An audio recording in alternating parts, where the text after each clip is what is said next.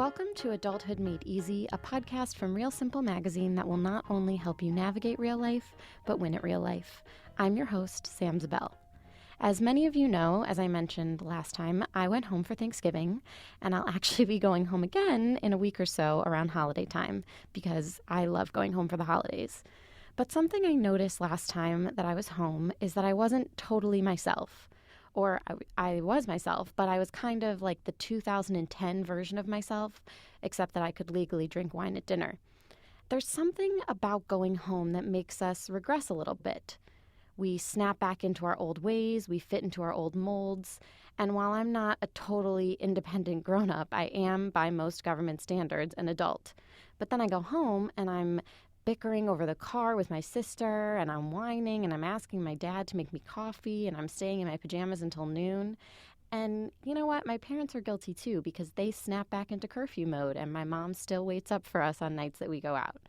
So I was thinking about this idea of what happens when we go home again and turn back into our teenage selves. I've asked Dr. Kristen Wynns to join me today to talk about this. She is a child and adolescent psychologist who owns a child and adolescent specialty private practice in Cary, North Carolina called Wynn's Family Psychology, and she's going to help explain this weird transitional time that we're all experiencing as 20-somethings, especially now when we're all heading back home for the holidays. So welcome, Dr. Wynns. Thank you. Glad to be here. So I know you and I had talked before about, and I said to you, I was like, I go home and I said all those things. I'm whining, I'm staying in my pajamas. And you were like not surprised at all. In fact, you said that you even still see it with you and your husband when you guys go home for the holidays. Absolutely. And we are at least a couple decades, I guess, past teenagerhood. But unfortunately, we still see some of those same issues even at the ripe age of 40. So can you tell me a little bit about if you guys went home for Thanksgiving, what it was like for you at your stage of life? I already kind of described what it was like at mine. Sure. Yeah, it's pretty entertaining, actually, if you take out the frustration. So with my family, I definitely noticed my sister and I quickly regress into a little bit of childish behavior that, again, is hilarious to us, but our parents don't quite find as funny. So they're like exasperated. This year, we're at one end of the table kind of cutting up, and my mom is giving us glances and grumbling about our antics as she's trying to have an actual group conversation. And at one point, I have a twin sister, and at one point she starts posing with licking her plate and having her husband take pictures of her licking her plate at the end of the delicious Thanksgiving feast, and my mom notices, and she's rolling her eyes, and I think it's funny, and the kids think it's funny. So can you talk to me and the listeners out there a little bit about what regression really is? Because in this case, we're not really talking about something super serious, but this idea of these temporary regressions when you go home and you snap back into your old ways. Can you tell us a little bit about that from a psychological perspective? Sure. I think it's a few different factors that lead into that. For one, with many family dynamics, even if it's dysfunctional, we tend to regress to what worked. So back in the day when we were all under one roof, families tend to kind of revert into certain dynamics and patterns of interacting with each other that just kind of get you through the day okay. And even if they aren't the most functional, again, being back home with everybody under one roof, it's sort of familiar and comfortable to regress to those old ways of interacting and communicating. So certainly that's one aspect of it. But there's also something really powerful about physical cues. So if you are back staying in your childhood room again that still is decorated with your teenager interest and pictures, and right. You've got familiar smells that you remember from candle that's always burning, or certain food that is always out, fresh bread out of the oven. It's really amazing how physical cues can kind of trigger us to regress a few years or a few decades into into some of those old roles again. Right. So what's happening in your brain? Like, is your brain saying all of a sudden, okay, we're back home, dad's stuffing is there, the Christmas tree is up, you should start acting like a 13-year-old again? Like, why does it correlate? Like, why can't you just smell stuffing and Christmas trees and be like, okay, I'm an adult who smells Christmas trees, and that's okay because I have a nose and that's just an adult thing? Like, why does your brain make you revert to those angsty years, or whatever year you revert to? Yes, it's really interesting. I mean, our senses are really primitive, compared to other functions of our brain. Your sense of sight and smell and sounds, all those are pretty primitive, and so are our emotions. So sometimes having that connection of what we're sensing, and then sometimes our emotions are also kind of going into primitive mode where, unfortunately, for many families, there's still unresolved conflicts that pop up when we're all together. So sometimes seeing your parents fighting, and it triggers, oh my gosh, this is the same thing they were fighting about 10 years ago, Mm-hmm. or you and your sibling, once your siblings start in with something and you're thinking to yourself, my gosh, are we still disagreeing about that? So sometimes even the interactions can trigger those emotions that are fairly primitive, with anger and frustration, that, again, set off that chain reaction of how we start behaving then.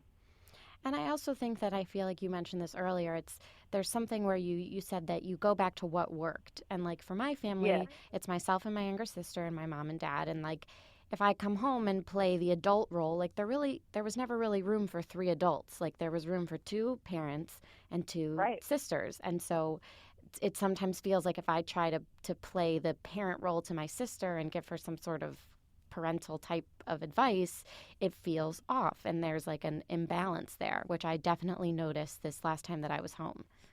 Yes, for sure that can happen with between siblings, but I think you're also touching on what happens with parents, where I think no matter how old we kids, in quote marks, get, parents still have certain habits with giving advice or wanting to control things or tell us what to do, that's still so deeply ingrained that even if in our real lives we're quite competent, responsible, mature people, for some reason getting back under the same roof with our parents, sometimes those dynamics of parents wanting to parent and the, quote, kids, even if we're adult kids, wanting to resist that or rebel against that, is still a quite tricky dynamic to push against and to navigate those new waters. And you're even sort of touching on something I wanted to ask you, which is the discussion of how relationships change. Now that we're 20-something, I'm thinking of myself and the other 20-somethings out there who are listening, who are going home for the first time, as not saying that we're some kind of all-knowing adults. We've been in the quote-unquote real world for 1, 2, 3 years. But Yeah. going home as an adult, how does that change relationships, and does that play into it all? Why maybe you kind of are like, I don't want to be an adult when I'm home. I just want to go back to being a kid.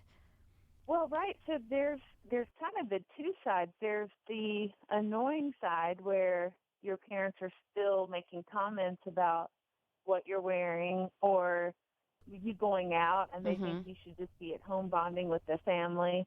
So there's kind of the frustrating side where you want to be treated like an adult. But then what you're touching on, I think, is the positive side of regression, which is that it's nice to kind of go back and be taken care of and have somebody wash your dishes or make you breakfast in the morning, and you can kind of sit around and and be waited on perhaps a bit more than happens in real life. So I think that's the nice side of regression when you go home, is trying to really soak all that caretaking up that parents are still oftentimes really wanting to lavish on you. But do you think there's any sort of downside to that? Like these fully grown kids are going home and saying like, okay, so what's on the menu today for breakfast, lunch, and dinner? And by the way, here's a load of laundry. And while we're at it, can you fix these things and make me a doctor's appointment? Not saying that I don't do all of those things. I don't know who could possibly do that. I just off the Right? top of my head. Do you think there's a downside at all? Sure.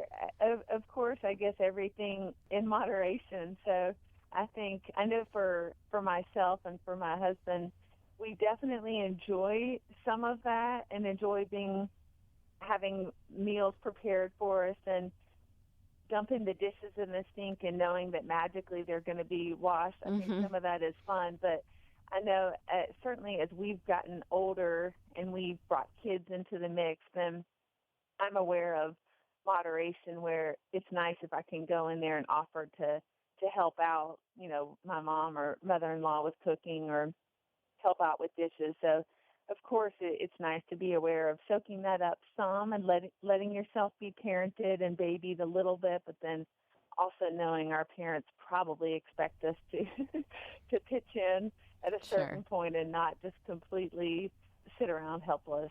Earlier you were talking about our senses and our things like that are really primitive. So some of this regression sounds like it happens a little bit unconsciously. Like you smell something or see something and it's just kind of a brain reaction that you don't necessarily control. But what I'm wondering is, people are going home for Christmas or Hanukkah or just the New Year's or the holidays.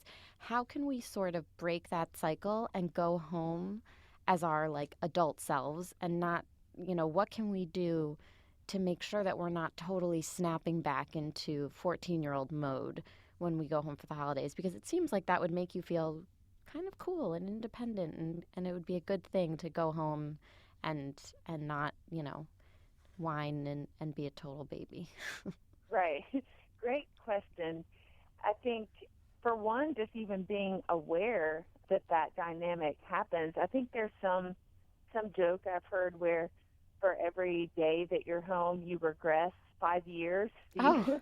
So that, oh my God, I'm going home for 2 weeks. You don't want to stay too long, or you technically won't be old enough to drive home. So I think that is kind of amusing to think about each day that you're there. We're slowly being sucked back in without even realizing it. So I think to be aware of that and be proactive before you go home to set some boundaries is a great way of handling some of this. So, for example, if you're going home and you want to see some old friends, but that your parents are going to be pressuring you to stay home all the time, to go ahead in advance and say, hey, can't wait to come home. Just to let you know, I have plans with old friends these 2 nights, so I'll be going out then, but I'm so excited about hanging out the rest of the time.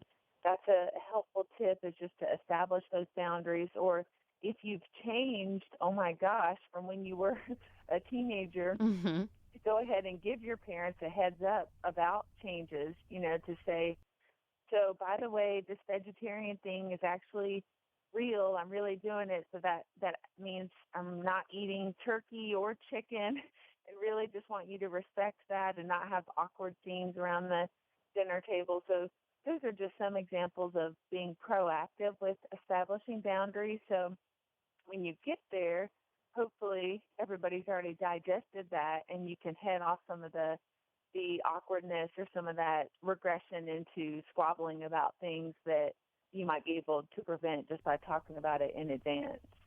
And what about when you get home and you fall right back into the same bickering with your younger siblings, or, becoming a lazy sloth? I mean, I know the obvious answer is just don't do it. But, how can you kind of calm down those, what you were saying, those like primitive triggers and kind of overcome that break that cycle? Yes. So you're right. I mean, the one answer that really is helpful is just tell yourself, I'm not going to get sucked into petty fighting, and sort of practice already biting your tongue, and know that if you start to argue with your siblings or your parents, it does take 2 to fight, even though that's a cliche, it's true. So to just already have some strategies in place where to walk away for a few minutes or go step outside to have some fresh air for a minute if you find yourself starting to go back and forth. Or if you are going home with a spouse or significant other, you can even enlist their help, and have them have a signal to touch your arm or give you a look that means they're sucking you in, time to take a step back. So just having some strategies like that to disengage. And I also think it's helpful, though, even as adult kids, to let some small things go and basically give the parents little small victories. So even if you think you don't need a jacket or a sweater to go outside, but your mom loves to think that you're always going to be warm. So just to take the jacket and walk outside just to make your parents happy, or take the casserole that you really don't love, but it always pleases your parents that you're going to be full. Little things like that, to tell yourself you're just going to give your parents small victories just to have peace. Sometimes that can go a long way as well. And you mentioned bringing your spouse or significant other, boyfriend, girlfriend home. That's a whole other battle on like dealing with your parents still see you as a child, so what are the sleeping arrangements, and how do you spend time with them while still bonding with your parents? That's a whole other battle. It sure is, and that would definitely fall in the lines of what we were talking about with establishing boundaries up front. So if there are certain things or certain activities you and your significant other want to do on your own, or if you need to clarify sleeping arrangements or any of that, definitely better to do that in advance so that you can hopefully have things established before you get there. But I find too, if you have your spouse or significant other and you're going to their house, it's really interesting to be the bystander for some of these dynamics and see your significant other or spouse regress, and you're seeing their adolescent version of themselves, where sometimes that can even affect your relationship, where you're having tension because of how your spouse or significant other is changing. So all kinds of fascinating ricochets and chain reactions that can go on. Yeah, going home for the holidays sounds like the closest we ever get to time travel. It's like if you ever wondered what your boyfriend or friends were like as a child, go home with them for Christmas or something like that. Yes. Maybe that's the answer. Hopefully you can sometimes see really neat things, though, that you see, oh my gosh, my husband or my boyfriend is so sweet with his mom or with his siblings, and sometimes that can be a really nice awakening to see another side of your significant other that you haven't seen yet because of how he or she is with their parents. Very true. There's a silver lining other than the getting breakfast made for yourself and all that good stuff that comes with going home. That's right. And, I was also thinking even some of that positive progression is sometimes how when you are talking to your parents, some of those old familiar responses your parents have can be so reassuring.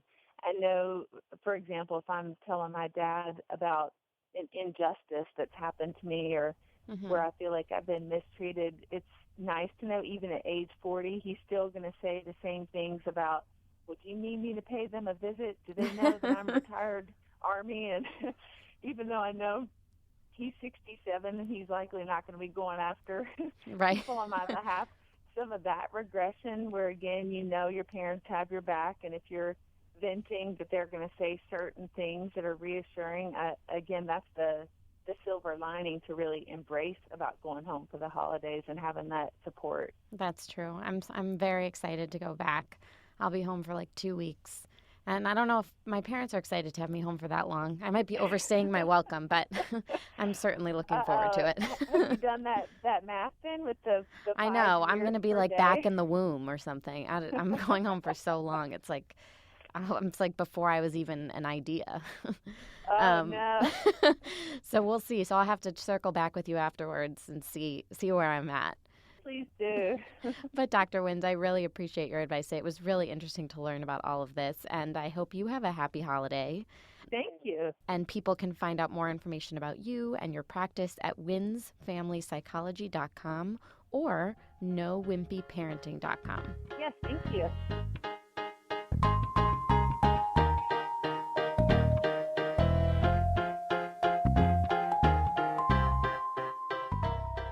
Thank you so much for joining me today for Adulthood Made Easy. If you have questions or topics you'd like me to cover in the future, just tweet them to me at @samsabel and I'll add them to my list. I'd like to thank our producer, Tim Einenkel, and our engineer, Jason Gambrell. And if you're enjoying the show, don't forget to subscribe and review on iTunes. Plus, grab a copy of the book that has all the answers, The Real Simple Guide to Real Life, which you can get wherever books are sold. I'm Sam Zabel, and I'll see you next time.